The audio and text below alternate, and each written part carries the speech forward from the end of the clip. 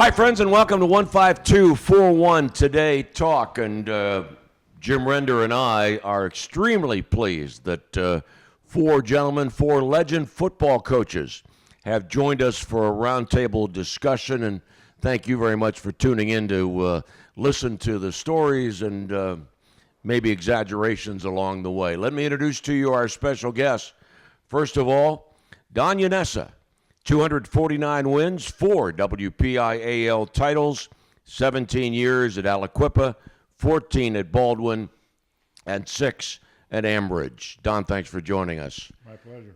Jack McCurry, 35 years at North Hills, 281 wins, won a national championship in 1987, won a state title in 1993, 4 WPIAL titles, the father of 2, grandfather of 4.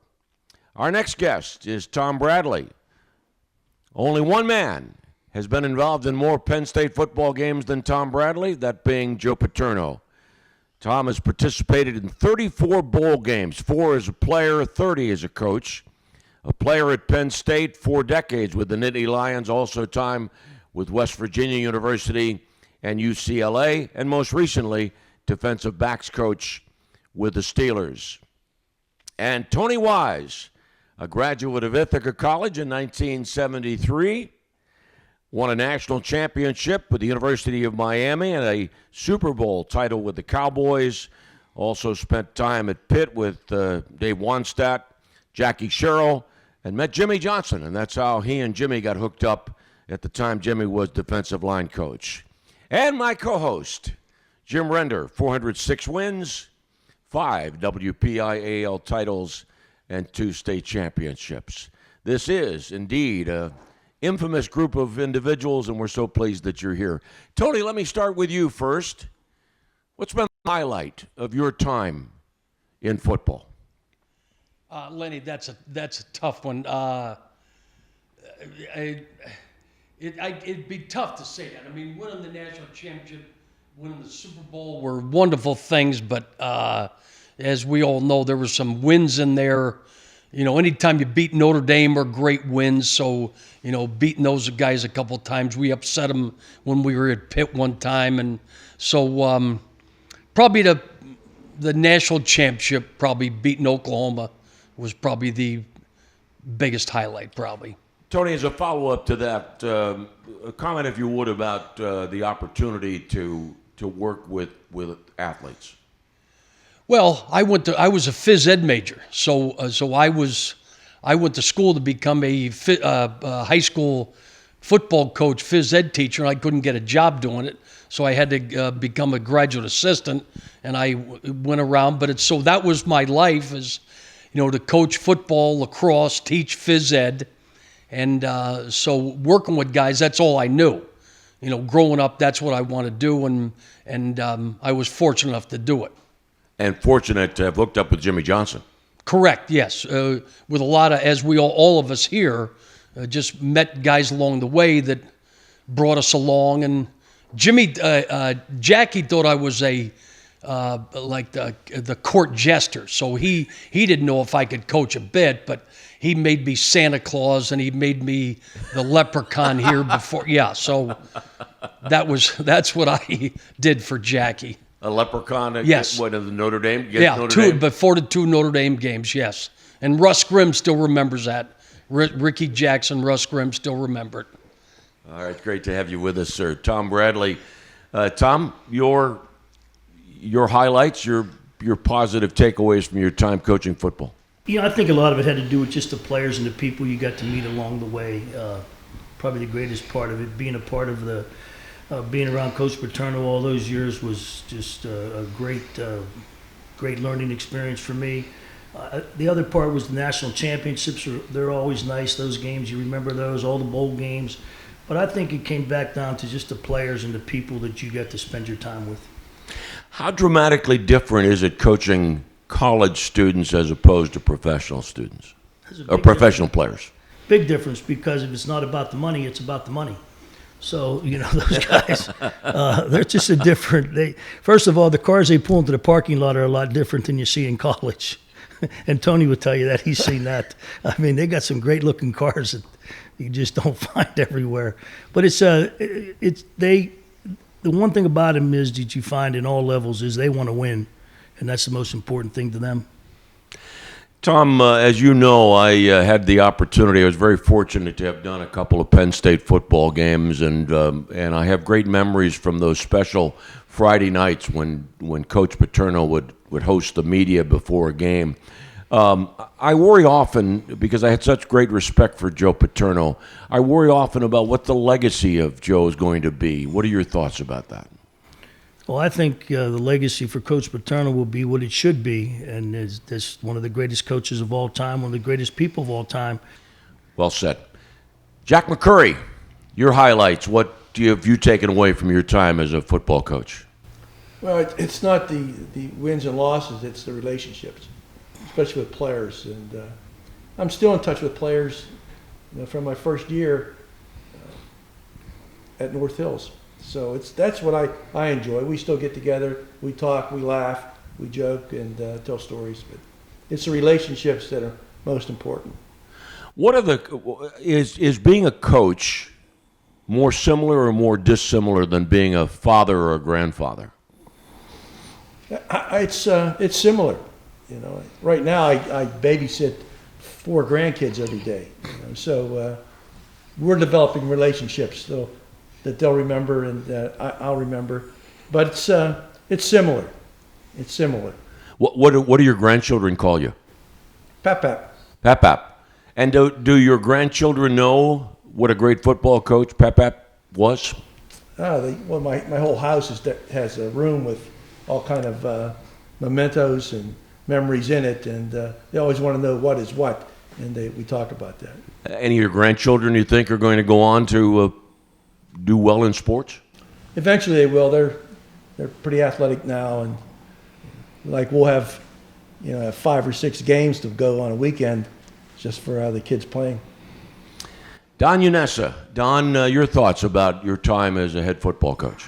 Well, I agree with a lot with what Jack said, and the fact that you're dealing with your kids, and I don't have children of my own, but I have thousands of children really, and they were kids that were anywhere from when I coached junior high football, they were 7th and 8th graders, up until the time I coached them when they were seniors in high school.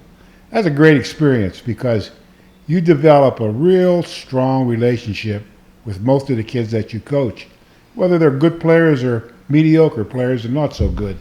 Bottom line is they're human beings, and most of them are really good human beings. And then you have a chance to influence them a lot, and they influence you as well. And, there are a lot of things that you deal with in coaching. You got school board members, and you got administrators, and you got parents. And some of those experiences are very good, and some are not so good. But the deal is, I used to enjoy that part of it too, because I always made sure that the parents knew exactly where they stood. And that was, your kid's playing for me, and I'm coaching them, so you shut up. and that's about the way I handled it all the time. But the deal is, and I didn't care if they liked me or not, because I was worried about the kids. I wasn't worried about them. So it was a great experience, and a great experience working with your coaching staff.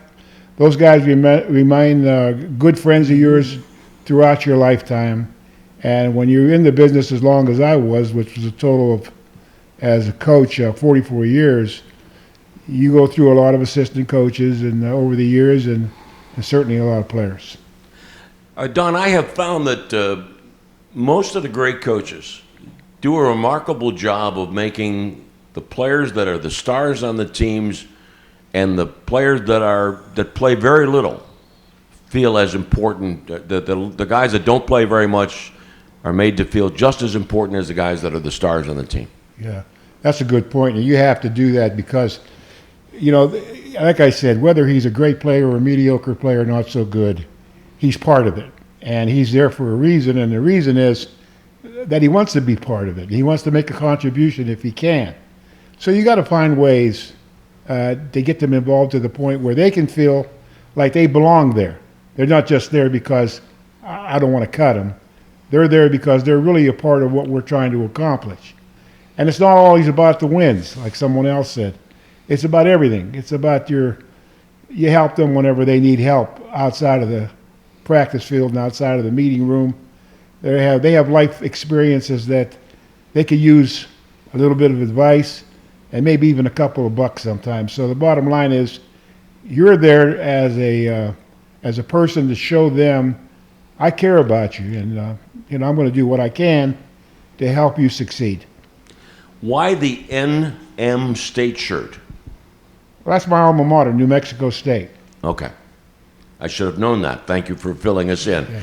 Jim, to you, 2 starting points for you, partner. Number one, your thoughts about these 4 friends of yours coming to join us today, and then also the question to you about being a high school football coach for so many years. Well, I'm very lucky to have friends like these guys. And it wasn't always great friendship. Jack and I didn't speak for the first, I don't know how many years.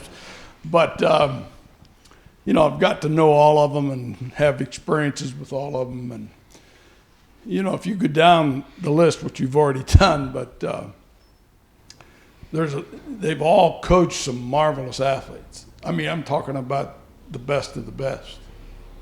And maybe we can get into some of that later. And the things they've said as far as coaching is concerned, I can't add anything better or different. We've all had marvelous kids, and I've always thought I was very, very lucky, the kids that I've had and the experiences that we've had. So I don't know that any of us got rich doing this, but we are very rich with our experiences and former players.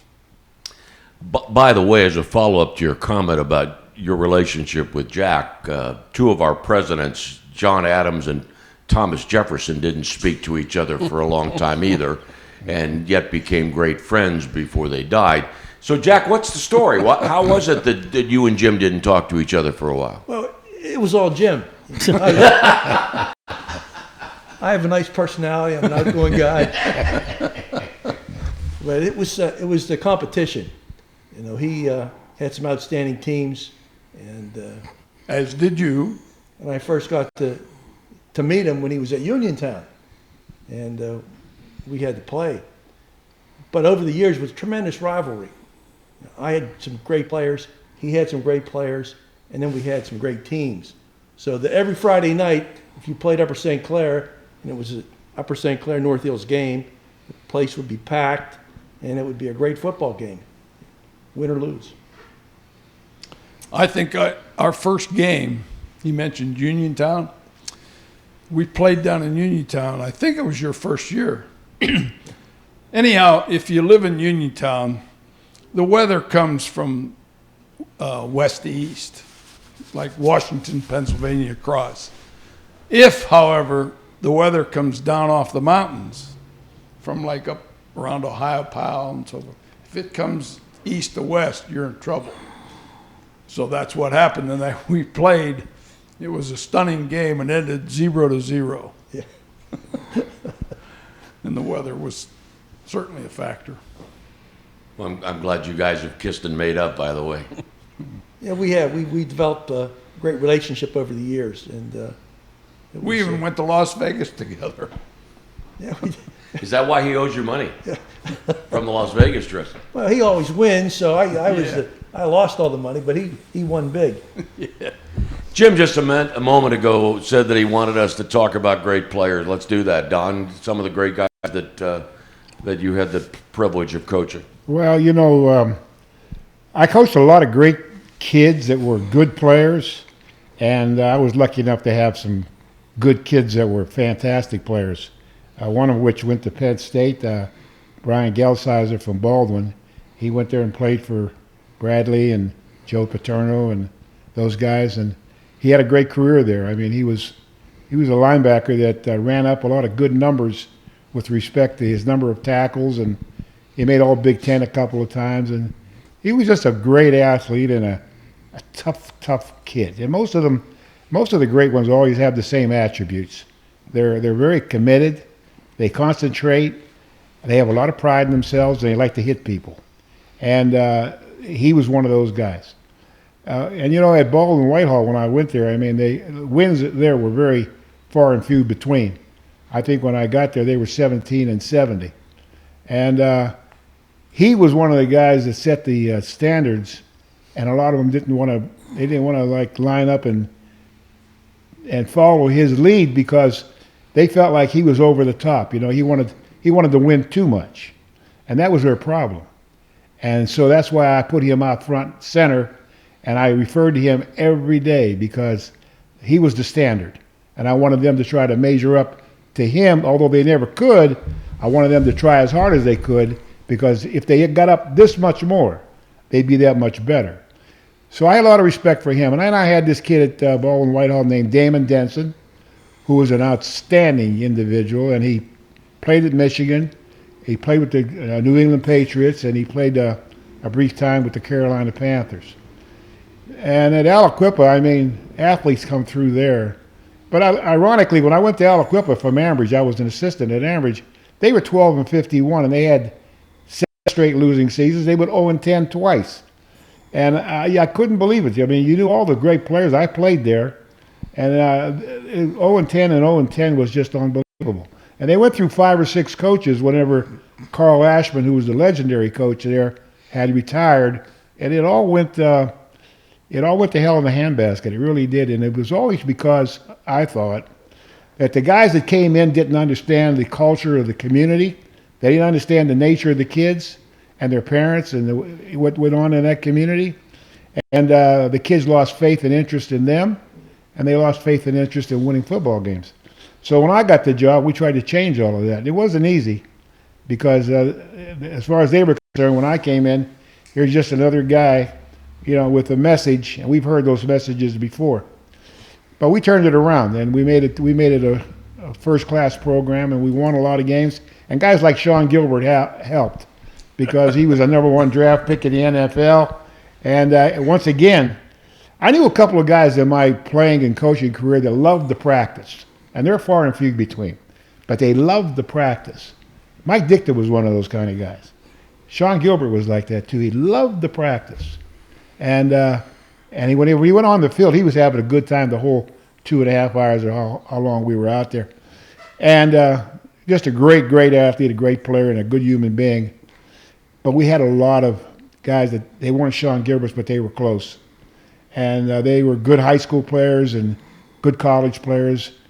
I never had another kid make it in the NFL in my 17 years at Aliquippa. But you know, the thing is that when I left and went to Baldwin, they came up with 3. I had a #1 draft pick in Sean Gilbert, but they came up with 3 in a hurry over the next 17 to 20 years. In Darrell Rivas and Ty Law and Jonathan Baldwin. That's pretty amazing for one school to have 5 Division I picks over the period of time from Mike Dichter through Jonathan Baldwin. So, and Aliquippa has really done well. They've dropped down in class, but all that did was they torture a different type of program right now. But we won at a torrid pace at Aliquippa. But the thing is, it's players, and if you've got good players, you got a chance to win. And if you do the right things like these guys have all done in their careers, I think if you're organized and you're a disciplinarian and you can motivate a little bit, and if you're consistent with everything you do with those guys, and you got good players, you're going to win big. Jack, some of the top players you've coached? Well, we had a number of great players.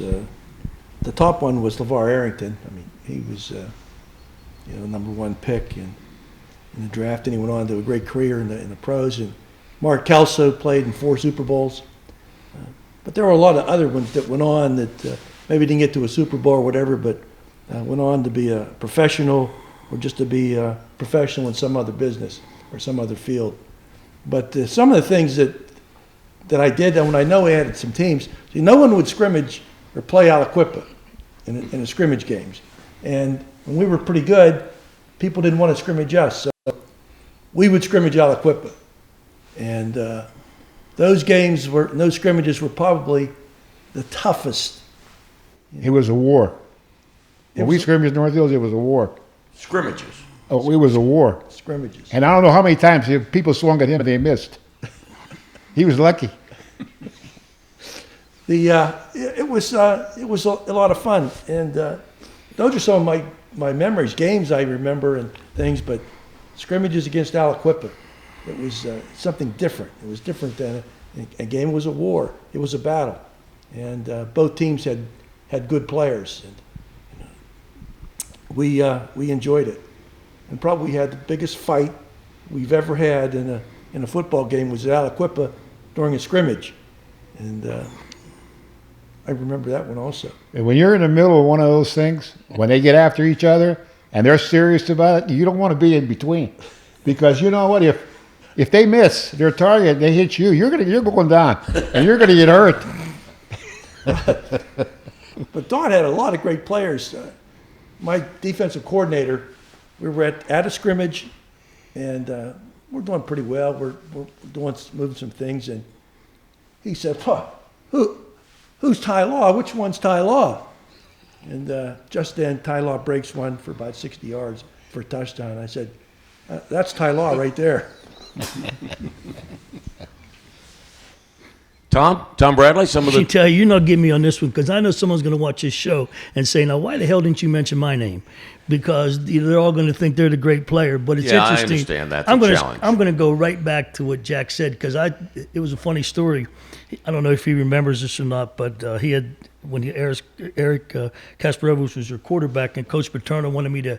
I had turned him down. I had wanted him as a defensive player, remember? And I didn't take him as a quarterback. And Joe said, "Well, you ought to go see him again. I'm getting a lot of letters about him." Being a fine young man that he is. So I go to see him play, and I get there late. I come in from Youngstown, and I'm down by the fence. And Martirelli Stadium's a hard place to get into sometimes when you're late because, it's hard to park. And Jack didn't save me a space or anything, so you didn't. So I get there.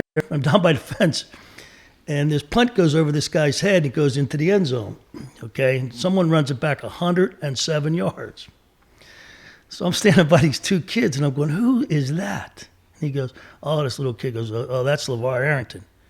I'm thinking, Jack didn't tell me about him. What grade's he in? He said, "Oh, he's a freshman." I said, "Wow." Little kid looks at me and goes, "Coach, he's going to play in the NFL someday." The other kid goes, "He could probably play in the NBA too." So it was kind of funny. But you were blessed because you had so many great players. I go back to Kurt Warner, Todd Blackledge, and everybody knows who those guys are. Kenny Jackson. You had the great guys, the Shane Conlon-led guys on the '86 National Championship team with DJ Dozier. You go right down the list. We mentioned Brian Gelsizer. Brian was with us and great player. You had I better say this because we're in Upper St. Clair. We had Sean Lee, Paul Pleslusny. Sean's going to watch this. He's calling me. Okay. So, we had so many great players, so many great linebackers over the years. And Brandon Short, you go right down the list. Just tremendous people. So many great players, and I always hate to mention that because if I miss one of them, I know I'm getting a telephone call.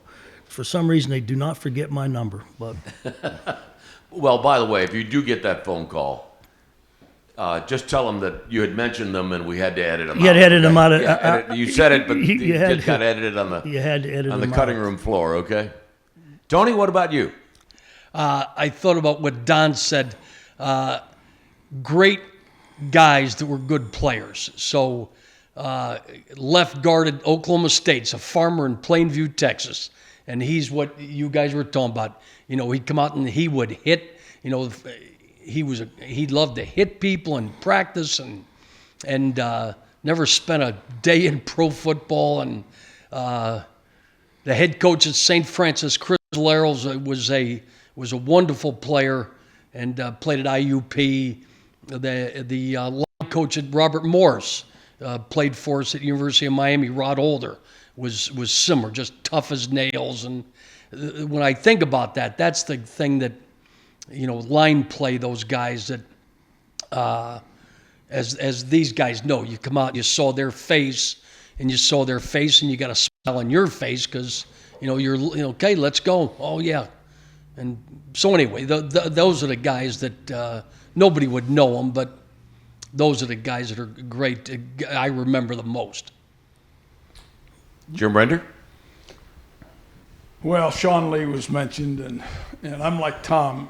Every time I've done a list of some of the players, I forget somebody, and and I don't mean to do that.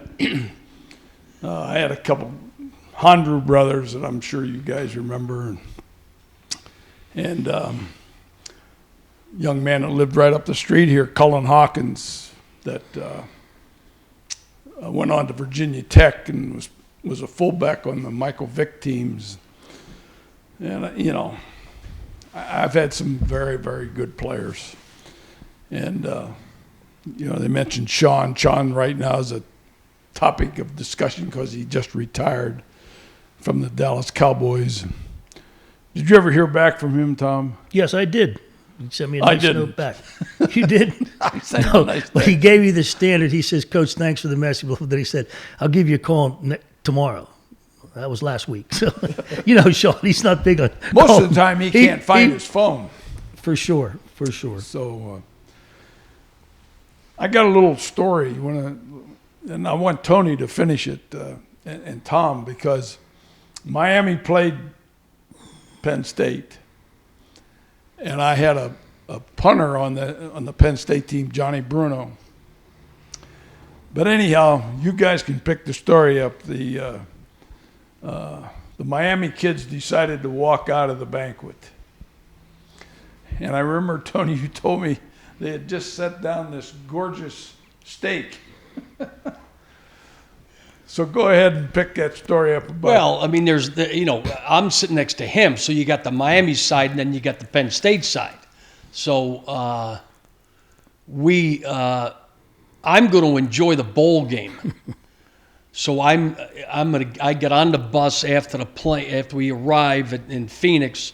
I get on the plane and they typically hand you all the bag of oranges or whatever, the various things. And I took the what was it? Oh, Fiesta Bowl thing I just took on my lapel. I was real proud I had that thing on. And Jerome Brown, defensive tackle, came and got on our bus. And he's all the things deleted. Obviously, he said, hey, if I see any of you enjoying yourselves down here, we're down here to kick their ass. If any of you guys are smiling or enjoying yourselves, I'll beat the lit. I sat up straight. I dropped all the things I had in my hands. I took that thing off stuck underneath my lapel, and I sat up straight. I said, yes, sir. But anyway, so we go to the banquet, and I'm going to have a nice time, and I'm about ready to cut into this chicken fried steak or whatever, and one of the, Jerome or Melvin Bratton, one of the guys says, we're out of here. I says, okay. Just kind of turned and we left. So, Fiesta Bowl. The Miami kid, he said, we're out of here. And didn't he say something about the Japanese didn't Yes, sit down I mean that's and my point about the Penn State side and Miami side. The Miami players thought that the punter made a derogatory comment about African Americans. Okay, that's what it comes down to. So Jerome heard that and said, did the Japanese sit down with the Americans before Pearl Harbor? That's a good line.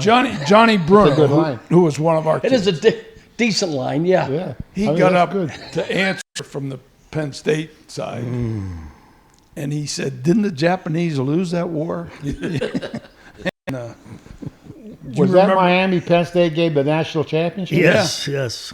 That's when they all came in Fatigues. Army fatigues. Yes.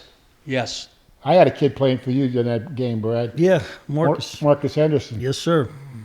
That was a crazy game because they only had, Tony, I think he had 500 total yards. We had about 100.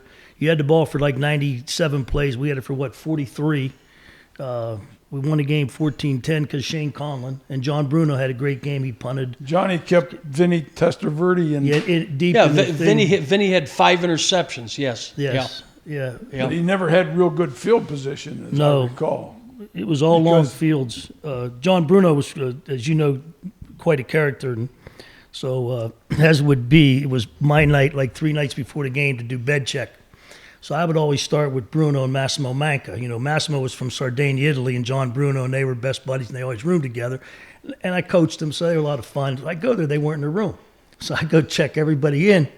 I go back, they're still not in the room. And I know it's after curfew, like a couple minutes. And I know, I'm thinking, if I tell Coach Paterno this, he's not going to play him in this game. So darn, I wait there. All of a sudden, the elevator opens up. Those 2 guys come running in. They got like some goofy Mickey Mouse shirt on or something, you know. And Massimo's speaking to me like an Italian. And I look at my watch and I go, right on time. And John Bruno goes, I told you your watch was fast, Massimo. I wouldn't let those 2 guys miss that game. Thankfully. Yeah. Don, did you, when you were coaching, did you have a pregame ritual, or was there something that you always did after games to celebrate victories? Well, I always drank after the game, you know, win or lose. But it tasted a lot better if we won. But the thing is that we had a ritual. Yeah, you know, and the ritual was basically just part of the organization. I mean, we showed up at a certain time and we did a certain thing at that time, and then we had an itinerary, and everything went by the numbers. You know, when there was a team meeting with the staff, we did that, and defensive staff meeting with the kids, we did that, and everything was by the numbers, and we did the same thing every time, all the time. And you mentioned earlier when you were commenting about players, et cetera, you talked about being organized and about discipline. That was the most important things, no matter where I've been as a coach, because and when I went to Aliquippa, you know, discipline was something like they would even find it in the dictionary in their library. But the bottom line is, we got them disciplined in a hurry, and that meant that we had to get a lot of guys, that we had to put them in a situation where they weren't very happy about their current situation and their future. But I'll tell you one thing: we never ever didn't allow a kid to come back if he was apologetic and said, "Look, I made a mistake. I want to play." We never said no. We brought him back, because you know, kids are allowed to make mistakes. Adults are allowed to make mistakes. I don't believe in punishing for the rest of their lives. And they never committed murder. I mean, the bottom line was they did stupid things that kids will do. And so discipline was very important, and my staff understood that. And I had a black assistant at Aliquippa my first year. His name was Richie Mann. He ended up in the NFL for like 40 years. And Frank Cush needed a black assistant out at Arizona State. And this kid had played for Cush at Arizona State, Richie Mann. He coached with the Steelers for a while, several years. And he's been all over. He gets rehired by NFL teams. They get fired and they bring him back. He's retired now. But the bottom line is, Cush said to me, "What's he like on the field? How is he with the players, especially with the African American players?" I said, "He's tough on everybody. He doesn't make any exceptions, but he's fair, and he cares." So Cush hired immediately, and he worked for Cush for several years at Arizona State. And then when they got let go, and Cush was out of it for a while, as soon as Cush got the Baltimore Colts job, he was the first guy he hired. And that started his NFL career, and that was about 1983. He just retired a couple years ago. Jack McCurry, do you have traditions before games and after games? Yeah, we did. They were all team things, but it was always routine. It was the same all the time. You know, whether we'd win or lose, we'd have the same routine. And the after game routine was kind of nice. You know, I would get up on a big table and rant and rave and cheer and so on, and then come off the table and they would catch me, and you know, so it was kind of fun. It really was. But it's different for every team. But our was the same from that first game to the last game. The routine on game day was always the same. You said it was different for every team. Is that because the personality of every team is so different? Yeah, they would assume, the kids would assume the routine also. And then part of what their routine was would become our routine. But once we established the routine, it was the same. But it wouldn't be the same year in and year out. It would reflect the players. Tom, how about you?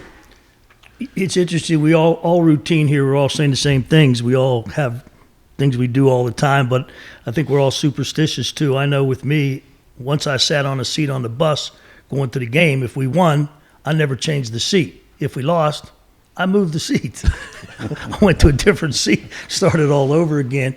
But we all have our own little things that we used to do, and I know Coach Paterno would always have people over after games at his house, as you know, and I only went if we won. If we lost, I figured I'd wait till tomorrow to see him, you know.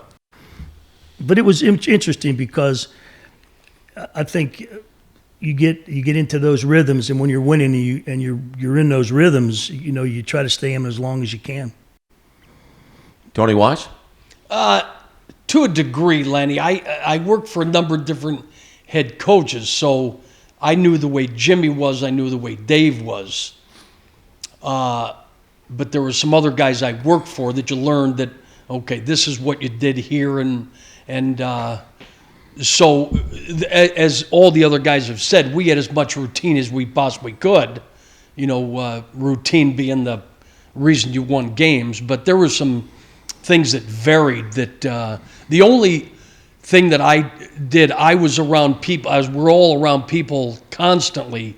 So after that game on Saturday or whatever that day was, I went home, and I may have turned on a John Wayne movie and sat there and just kind of decompressed for 2 hours.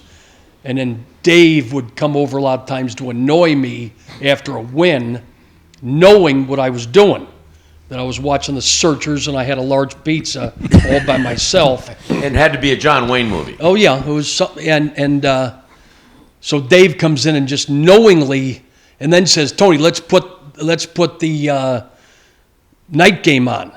So I got to sit there and listen to guys critiquing the line coach. You know, how come they didn't do this? And I said, "Dave." So he would annoy me for a half hour, then leave. And Jim, your traditions? Oh, on game day, the coaches used to meet down the street here at King's. You know, we would have a pregame dinner and talk and so forth. And then we'd come up to the school and we'd always have a meeting with the players. And after the games, we didn't do much. You know, the players went their way and we went ours. I don't know about traditions or rituals. I'm a little bit like Tom. I wanted to sit in a certain seat, and a lot of them I did. You know, I just did my thing, and I didn't discuss it too much. But I had some quirks, I guess. Where would you like to go next with our gentlemen? Geez, I don't know. I know they all have great stories about their experiences. Tony, you told one that I always enjoyed. Can you tell them about the time that you went and pulled the flag out of Dave's pants? Well, That was in Chicago, wasn't it? it was either I think it was Miami at Buffalo.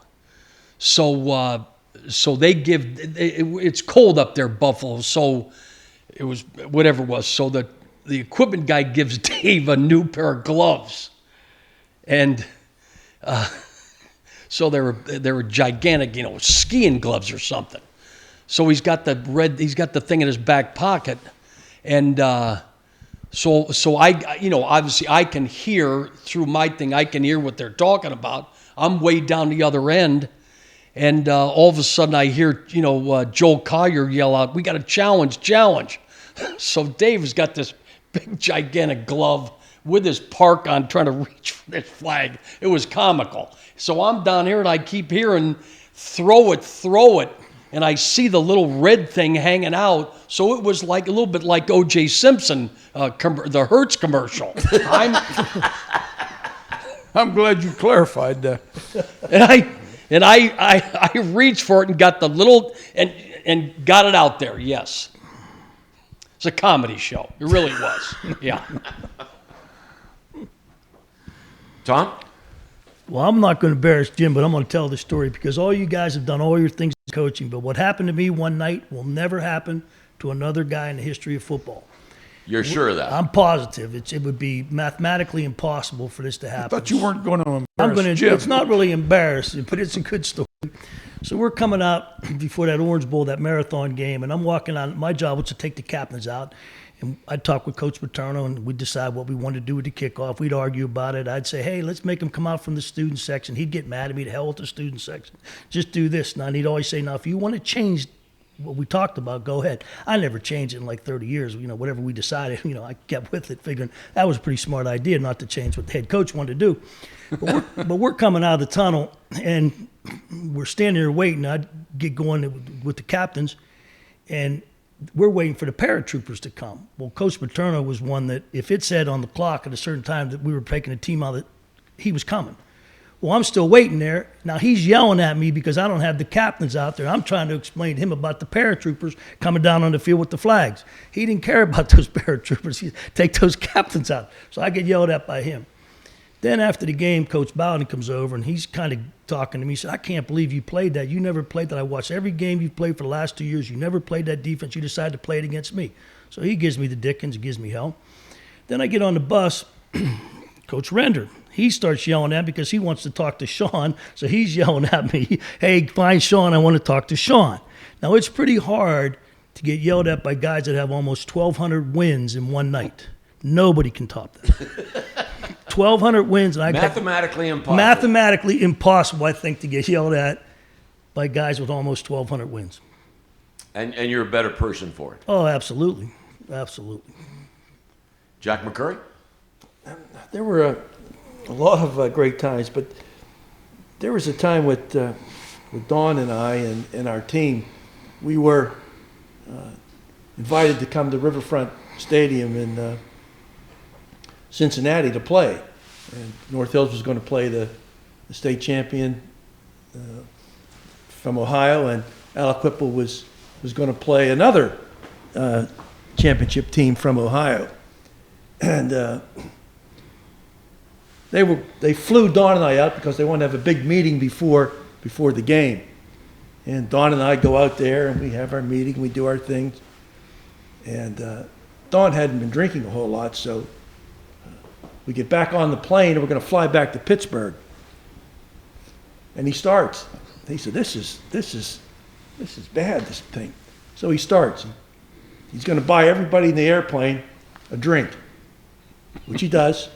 And then he has them all start to sing. We sang from Cincinnati back to Pittsburgh. Christmas carols, Christmas carol. because it was Christmas time. That was the best. So you were singing Christmas songs. Jingle bells and the rest, yeah. And as long as they sang, they got a drink. You should have seen them singing. I mean, they were singing loud too. They wanted to make sure you give her a drink, give him a drink, get those two over there a drink. I had a bunch of coupons too, so I'd have to pay cash for all of them.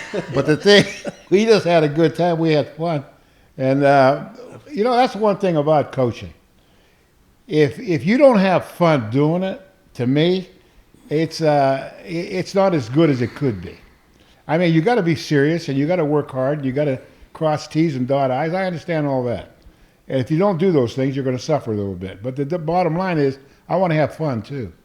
So we would do things like we were going to play Fox Chapel in the semifinals at North Allegheny in 1984, and Fox Chapel is pretty well-heeled neighborhood, not like Aliquippa. We were having a hard time paying our electric bill in town. So the bottom line is, I said, we're going in a limo. We're going to scout them up at Fox Chapel. We're going in a limo. I had this doctor. I said, get the biggest limo you can, get a TV set in there, and stock it. So we went, 6 guys, 6 coaches. We went in we had a chauffeur. We just did it to make a statement. It pissed a lot of people off, but we didn't care, because the bottom line is we were having fun, and we weren't hurting anybody. So the thing is, we always felt like those were, and that thing with McCurry and I, and we had our athletic directors with us too. Earl Check was yours, and I had Bobby Castagna, and Earl Check, his AD was a very, very straightforward, up and down, no nonsense kind of guy, wasn't he? Yeah, he was. But he was singing too. Don, you mentioned, and this ties into what you were just talking about a moment ago, you mentioned the culture of the community. Expound upon how important that is for a coach to understand the culture of the community. Well, that's very important. You know what? I was in Aliquippa for 17 years and Baldwin for 14 years. If these two towns are on the opposite poles of the globe, as far as their attitudes are concerned and how they feel about things, how they conduct business.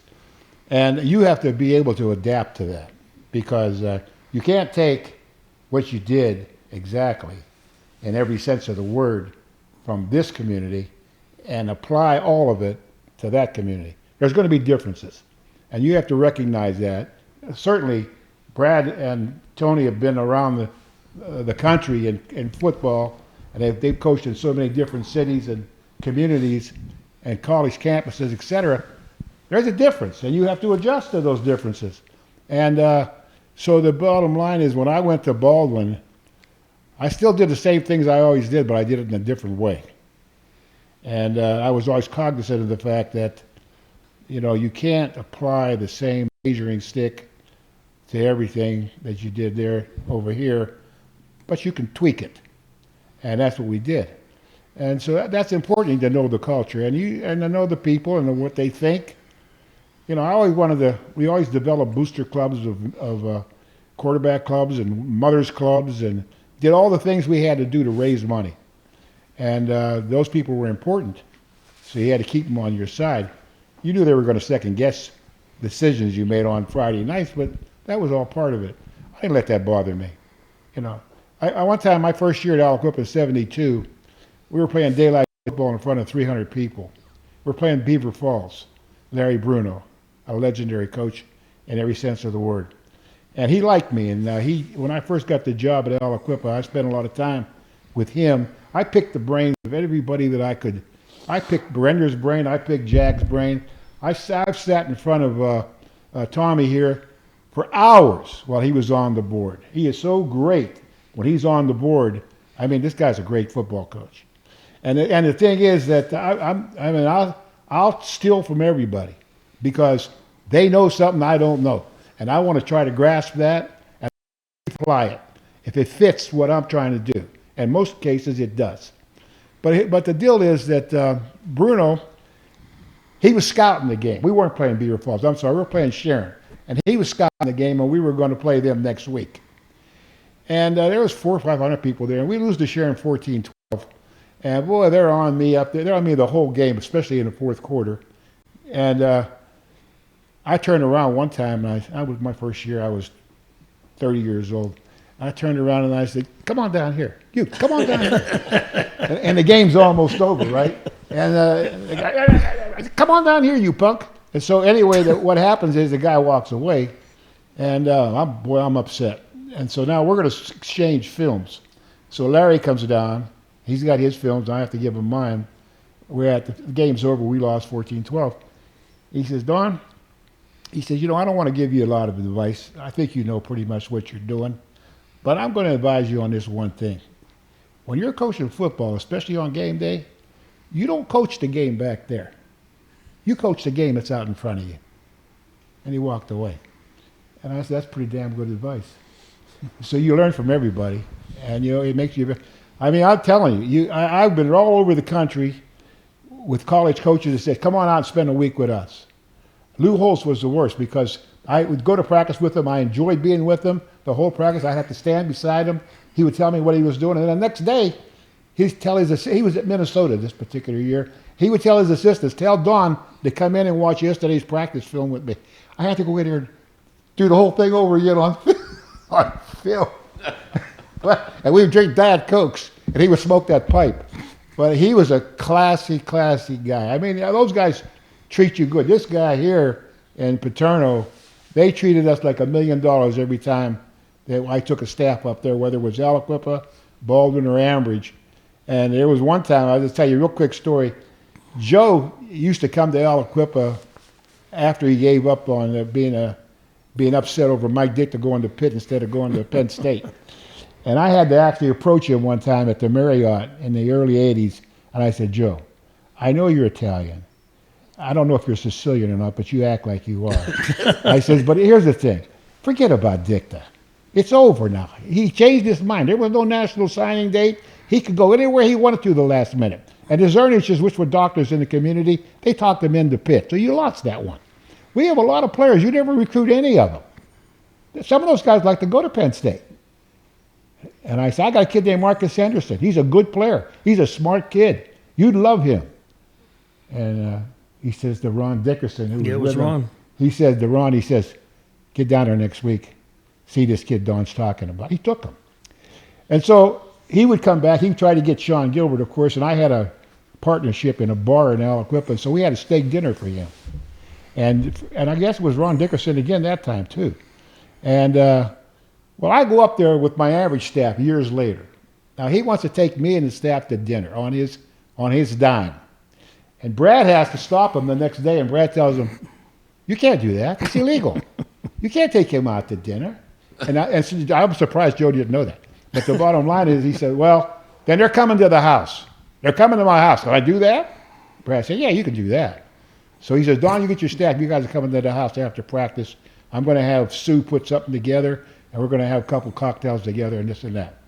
I said, okay, thanks, Joe. We'll do that. I said, you don't have to do it. No, we're going to do it. So I told my staff, I said, now you behave yourself when you go in there. Don't you say anything stupid, and don't ask any stupid questions. I said, and don't, if you get a drink, don't ask for another one unless he serves it and he insists.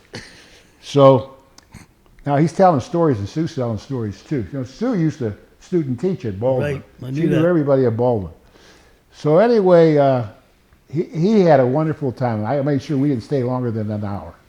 You know, I cut it after an hour. I said, Joe, we got to go. We appreciate it. But he was telling stories, and that was a great time. My staff, they were like so impressed. Big thing for them. Big Great thing stuff. for me too. Great stuff. Jack McCurry, the culture of a community. Well, I think you adapt to the culture of the community that you're in. The one situation that I was in, it wasn't a wealthy community. It was a blue-collar community, and that's how we had to approach it. Our biggest rival was the wealthy community, for some sense. So it was always we versus they was the type of atmosphere that we had. But the players were good, and that's the key. Regardless of the culture, it's the players. I was always a better coach when I had better players. Yeah. And Isn't that the truth? Tom would come in and he'd Agitate. agitate, but he would always get the players that he wanted, from our school. Well, Jack probably doesn't remember this, but I used to try to come in for the North Allegheny North Hills game, and I'd go tell him, hey, I just left Frank, and he told me he's going to do this, this, and this tonight. I was just making it up. He's writing it down. Yeah, It was so fun. And I would just start laughing. That was good stuff. Tom, you've been at a few different schools, mostly at Penn State. How much does the Penn State mentality, Happy Valley, and all of that, does it come from the football program, or does it infuse its way into the football program? I think it's the whole university. I think a lot of it has to do with the strong academics that Coach Paterno preached about constantly, with the faculty and doing those things. But the atmosphere that was just built up over time, during the day before all this pandemic stuff started, it was a place to be. That place went from, I think when Coach got there, it went from 50,000 to 59 to 65, and then of course to what it is now today. Tony, your thoughts about different college coaches, campuses rather? Well, yes. I mean, between a big Oklahoma State was a large land grant university, oil, agriculture, a little bit of business. So that was, the kids we recruited, that was real interesting. As these guys know, as we all know, the difference between Oklahoma State and Oklahoma. We'd be recruiting a kid, and well, we got the medical school, we got the law school, and then Miami was a small, people didn't realize it was a small little private institution, didn't have much alumni support or things like that. I was at Syracuse, and so, and then here at Pitt, again, smaller, so I learned just as I would go around, and you'd have to learn those things that, not an enrollment, but then, what drew kids to the school and city school and various things like that. The thing I enjoyed, like Jack and Don, I enjoyed recruiting, and I would go to places, and as they were talking about, you'd go and you'd learn about, okay, I recruited Jersey and a little bit of Eastern PA, and you learned when you walked in, oh boy, here's, Donya Nesson, they got this, and this is what they're doing. So you really got a sense of the successful programs and what they did. And then the other guys that weren't very successful, and, nobody showed up on time, and there was only 2 coaches at practice, and you saw the difference between why you won, why you lost. Jim, what about the culture of a community? Well, I had one thing at Uniontown, which is more of a blue collar situation, and then to come here to Upper St. Clair, it was different. It was different in a lot of regards. The people in Uniontown probably to this day still refer to Upper St. Clair as Upper. They think everybody sits around and counts their money, and that's not true. And I remember the first Boosters Club meeting I came to at Upper St. Clair.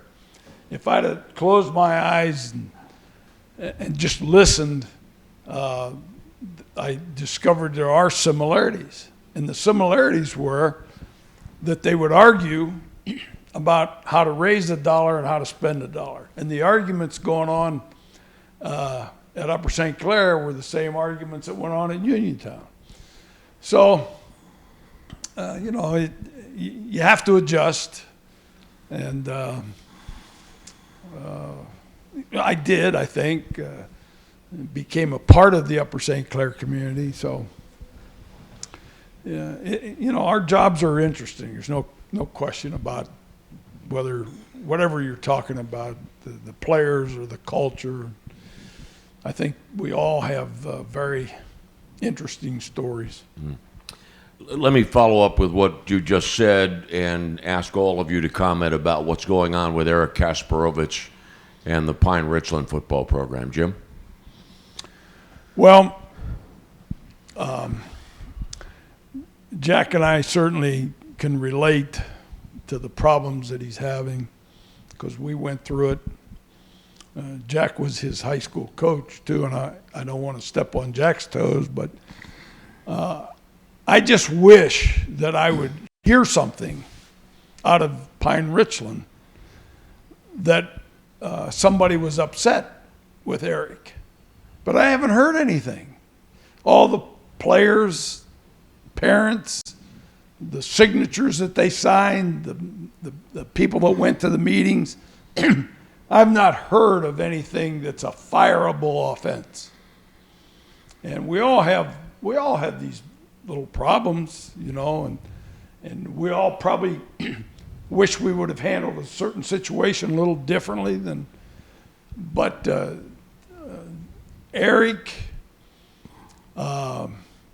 he brought a lot of positive results to that community. I'm sure 10 years ago, people on the other side of this state never heard of Pine Richland. And he did, to win as much as he did, and he had some marvelous players, and he'd be the first to say that. But I just think it's terrible what has happened up there. Jack, let me have you jump in here. and remind everybody that in addition to Eric being the head coach at Pine Richland, he teaches in the North Hills School District. Your thoughts about what's transpiring? It's really a travesty. Now, I've been involved with working with the board to try to find out what their perspective is, but really, it's Excuse not me, a fair- excuse me 1 minute. You have to understand Jack lives in Pine Richland. So he's coming I from. live- Thanks for that clarification, yes. It's a situation where there are egos involved that cannot accept some of the success that Eric has had as a coach and the football team that has brought a lot of publicity and that to the Pine Richland School District. There are egos on the other side, administrative egos that are involved. There's not one thing that I found out, and I've talked to a lot of people, that would warrant a termination of a contract. And it's been suggested to me by people involved that I should talk to Eric, and I've talked to him a number of times about this, to see if he'll sit out, you know, for a year and then go back in. And I said, he's not going to do it. And I said, you shouldn't even suggest something like that to a successful coach. You know, if there is a fireable offense, then certainly fire him. But there isn't. It's more of an ego thing and a power struggle. It's a power struggle now. And I think that the people that are in power from the administration simply want to save face at this point in time. So I don't think they're going to get him back for this year or for subsequent years. Don, do you have any thoughts?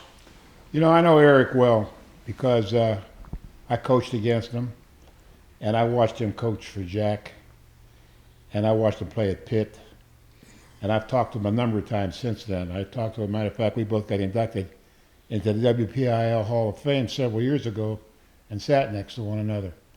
Bottom line is he's an awesome human being. Good person. Good for kids. Good for any school district that he would work for. If I was the Pine Richland School District, I'd be trying to get him on campus in the building so they could really utilize the talents this guy has. As far as I'm concerned, everything in central administration when it comes to Eric's situation stinks. It smells bad. And what it is, and Jack touched on it, it's jealousy. He didn't do anything wrong. I mean, if you got a hazing problem, that's going to come out. Somebody on the team is going to say, hey, look, they did this to me or they did that to me, and he knew about it, and I can prove it. Because not every kid in that locker room is going to be loyal to Eric.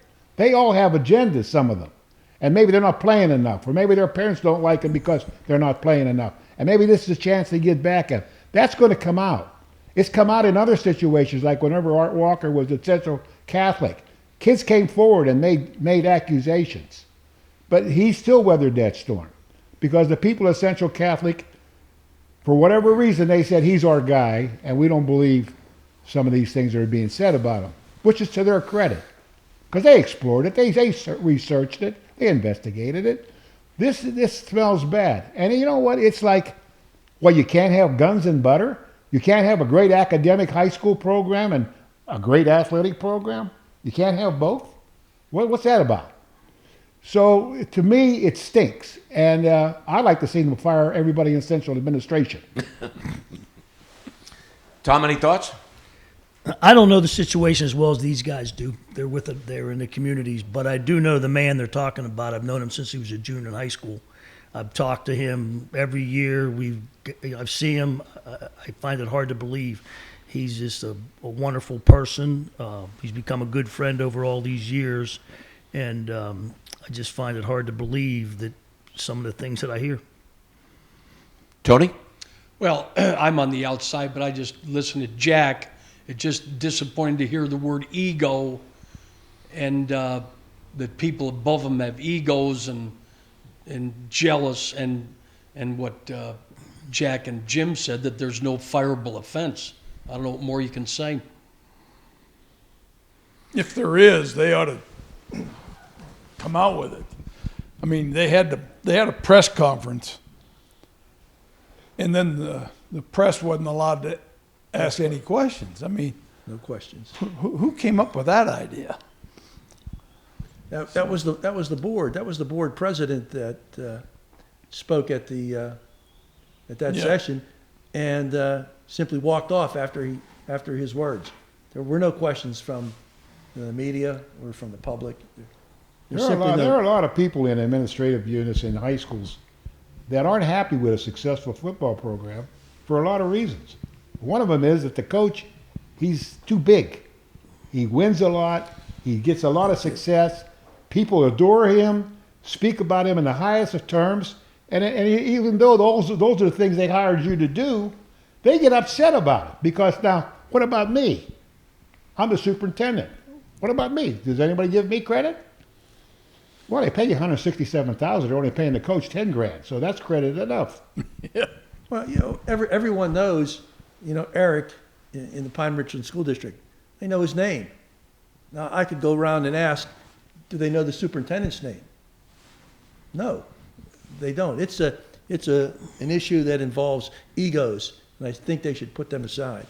The other thing is that not only was Eric let go, his entire staff was let go. So the implication is that everybody on that staff was involved in this. They defamed that staff. That's right. Right. They humiliated that staff. That staff should get together, get a good attorney, and they should sue them. Jack, you said you don't think there's a chance that he will get that job back. From my conversations with the upper echelon, I don't think so.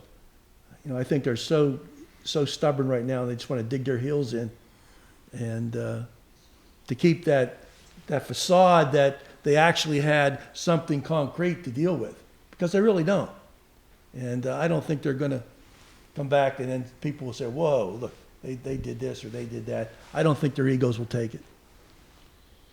I just like this, Lanny, if I might say this. Who's going to fire Jim Render at Upper St. Clair? Who's going to fire Jack McCurry at North Hills in high school football in Western Pennsylvania? They tried. There were people in the school district that tried. Why did they do that? Because one year he went 10-2 instead of 13-0? No. Jealousy. And he got saved for a number of reasons. And he got saved whenever Mighty Joe Young walked into the gym and told everybody, "You fire him, I'll kill all of you." Well, I know that coaches with character would never recommend that a coach be fired to replace him with somebody else. But is a school district, or would a school district be wrong now to be thinking about hiring Eric Kasparovich to run their football program, or would that be an insult to the person that's in that position now? Well, these guys talked about egos. I think that's the whole problem right now. I mean, Eric wants the job back because, after all, he built it. He doesn't want to just hand it over to somebody else. But there's obviously some personalities involved and Jack would know more about this since he lives in that community, but it sounds like there's personalities that are involved that are not going to let it happen. No, that's in a nutshell. The situation is such a point, and there's so much uproar, and rightly so, against the action that has taken place, the letting go of the head coach and then the entire staff. That Eric moved recently, maybe 2 or 3 years ago, into the Pine Richland School District so that his kids could go to Pine Richland and he would have the opportunity to coach his son, who is an 8th or 9th grader now. And he was looking forward to doing that. But he made a commitment to them, and it hasn't been reciprocated from that side at this time. So it's going to be ongoing. There's still going to be a lot of things going on in the district, but I don't think they're going to change their decision. Now, the other thing that when they said there was something with hazing or whatever, well, you're obligated as an educator to report some things like that, and it has to be then it would go to the police if it was, but nothing has been done. There's been no police report of any incidents in the entire district on anything involving coaches and kids. Smells bad. You know, one thing I'll say this, and I learned this a while ago, was at a school, I'm not going to mention the name, and I said to the principal, I said, why are you retiring? He said, because the head football coach is retiring. I said, what do you mean? He says, well, he controls that part of that school that I can't really control. And you guys know what I mean, because the discipline you guys install, a lot of times, you know, they're more afraid of you guys than anything else that goes on in the school. They said, hey, I ain't going to get Coach Yanessa mad, you know, and you guys handle that. And I think sometimes you get that one football coach that can control some of those guys that, you know, might be teetering on doing something a little bit. There's no doubt about that. Bit different. That's the truth. You know, you make that discipline in that school a lot easier for those principals. Absolutely. You know, I thought there was another interesting point. They said there was some fights in and around the high school and the stadium. Well, is Eric responsible for everything in and around the high school and the stadium? I mean, that's ludicrous. That argument is totally ludicrous. The fight, there were fights, but I had fights when I coached. You know, in a practice, sometimes kids would get hot and there would be a fight. I didn't report that to the principal. You know, and I was the principal. So I didn't report that type of thing. And I tried to tell the board members that teachers handle things in a classroom every single day. It doesn't rise to the level of a report to the principal or to the superintendent. And that's the case. The people that actually did some investigating was the high school principal, an athletic director who's only been there for a year and a half, and then a brand new athletic director who was an assistant principal that's now going to accept the job. Those were the people that investigated. The signatures on the letter that went to Eric about his termination came from those three: the principal, the athletic director, and the assistant principal. Not the superintendent, not the assistant superintendent. Didn't have the courage to sign it, and it should have come from them because that's where it originally started. And these lower echelon guys that signed the letters, they never went to him in person. They didn't fire him in person. They fired him through an email. That's right. You know what? Whenever I was the athletic director at Baldwin, I would call a guy in and say, you know what, it's not working out. We got to make a change. I mean, I say, you did your best. You know, I'll recommend you to somewhere else if you want me to, but it's not working out. You got to at least give them that courtesy. And they do it by email because you don't want to look at them. They don't want to face it. I mean, come on, these guys. I hate to be around people like that. I have no respect for them.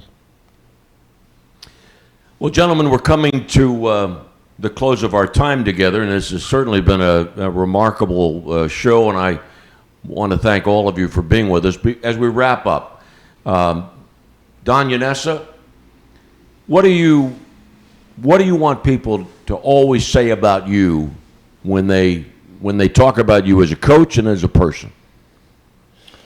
Well, I think I was a decent, pretty good person. I don't have any qualms about either one of those. The main thing is this: I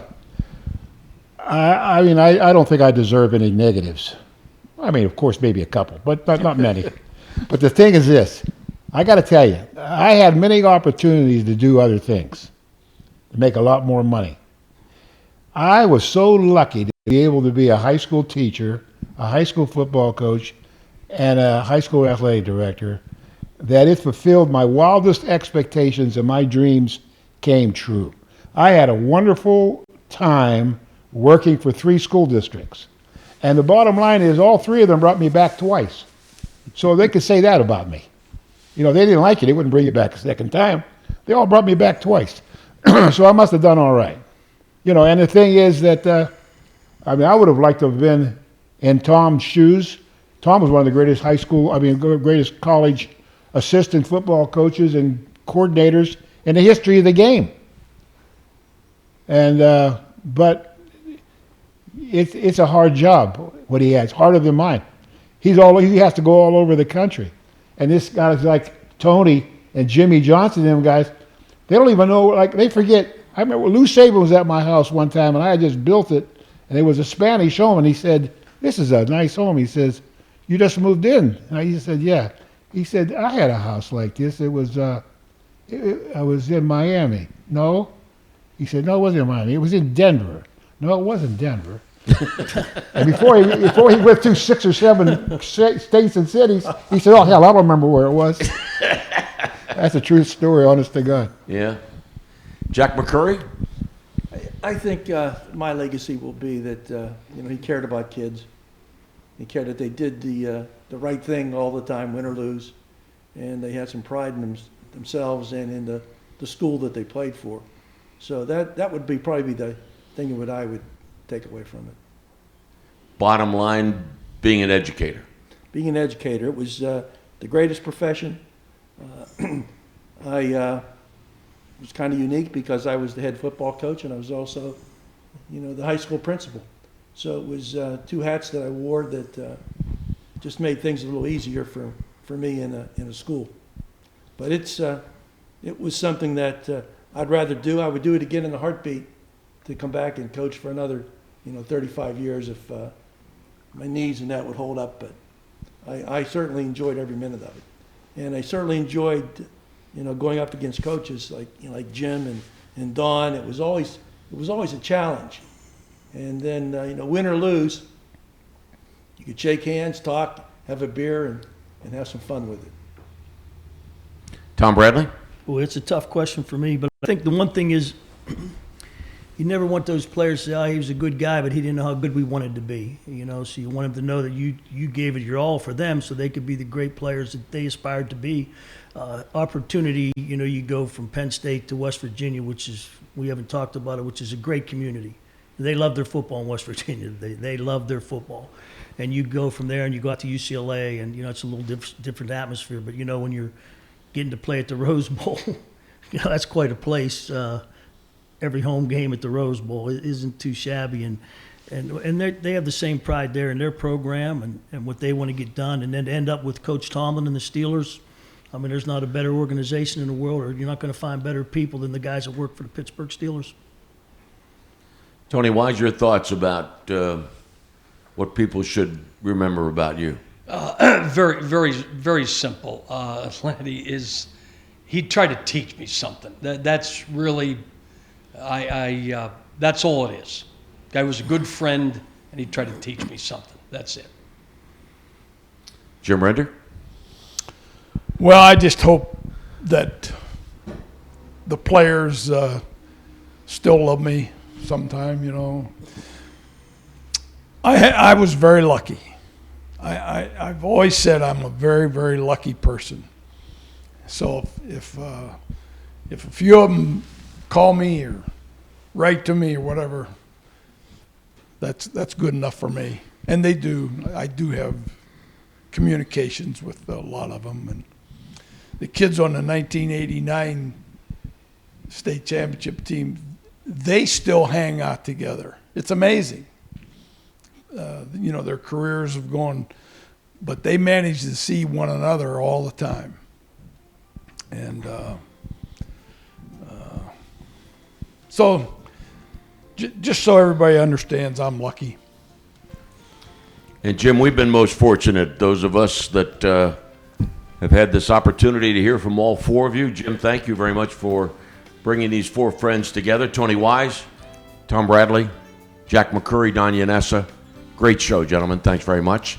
And thank you for joining us for 15241 Today Talk. Hope you've enjoyed it, and be watching for subsequent shows.